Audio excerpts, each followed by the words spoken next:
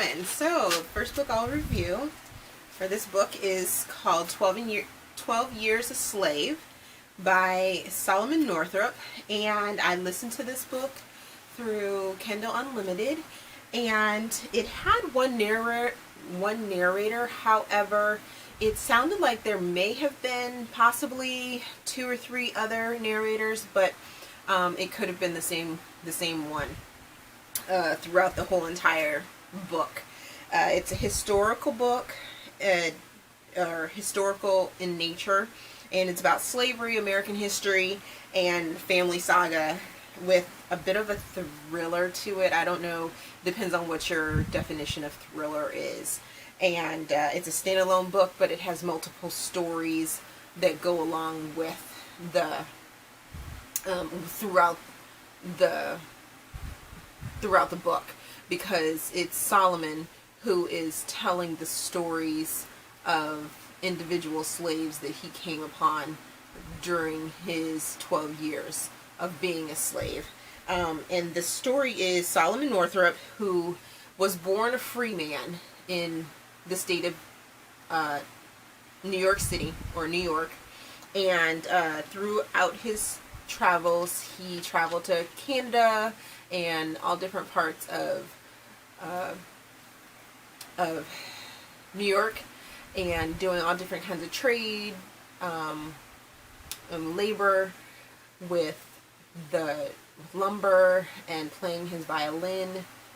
And he gained a wife and had 3 kids. And one evening he was coerced by 2 gentlemen.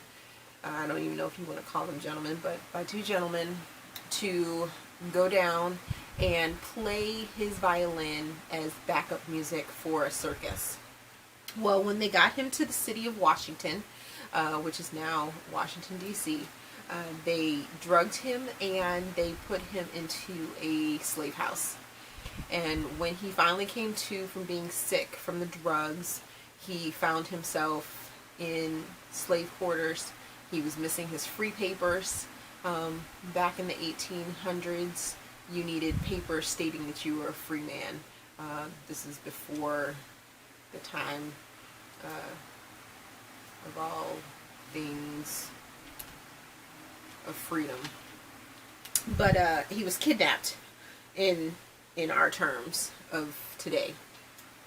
And so his papers were stolen, and he was shackled, and he was passed off as a slave and sold to all these different families and different slave owners. And eventually he ended up in Louisiana, where he was passed around and sold to different owners. Some were good, some were bad, some were very bad. And you learn about those different owners and their demeanors through his story, for his, the 12 years that he was a slave. The different accounts that he had to go through, and different trials and tribulations that he had to go through. A couple of the stories that did stand out was the story of Eliza, who was also stolen, and she was stolen with her 2 kids.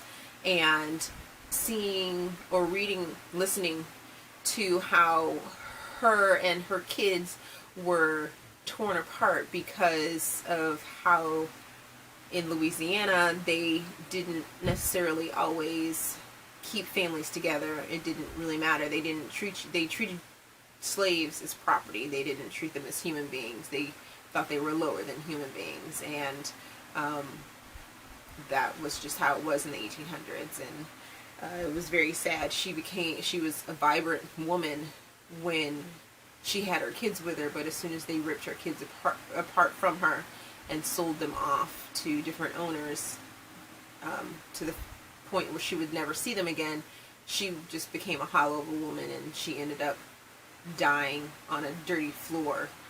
And the owner just didn't care about her and just let her go and die. And it was very sad, and it ripped my heart out. And it really makes you think about the way we live, and sometimes the things that you sort of take for granted, in your life and the trials or the history and the things that your ancestors may have had to go through to get to where you are today. So the other story that stood out was the story of Patsy, and she was another female that Solomon ran into during his journey or during his time as a slave, and she was hated by one of the slave owners' wives, and it was never really said why she was hated, but you could hear in the story why that the slave owner's wife was jealous of her, and possibly because it was of her beauty, or maybe because the slave owner, wanted her for himself, or that the slave owner's wife, Epps, was the slave owner, and Mistress Epps always just hated Patsy, wanted her whipped, and wanted her, mutilated, or wanted her sold off, or wanted to get rid of her. But the slave owner, Epps, didn't want to get rid of her because Patsy was the best cotton picker that he had. So he ended up flogging her one evening to the point that she was on the brink of death, just because she went over to another owner's wife to get some soap, because the mistress there, Mistress Epps, wouldn't give her any soap. So just some of the injustices that were going on back then just were really heartbreaking. But in the end, Solomon was liberated because of a kind and understanding gentleman that he was called an Aborigines, and or not Aborigines, a forward thinker, because I can't think of the big word that they were using in the story, which the story does have a lot of big words in it, and I almost thought I had to use a dictionary. But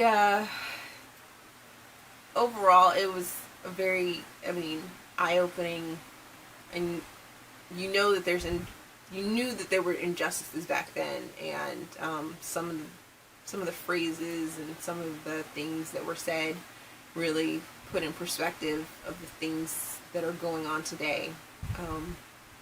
So it really makes you think about society and how there's no reason to complain about there being injustice because of race, because there really isn't. And because when you think back, this was injustice. The things that were going on in the 1800s, the things that were going around in the 50s, that's injustice. Mouthing off to the police, or not following instructions of the police, not getting a job because you think it's because of your race, instead of because it's not about your education, or because of the way you dress, or because of the way you hold yourself.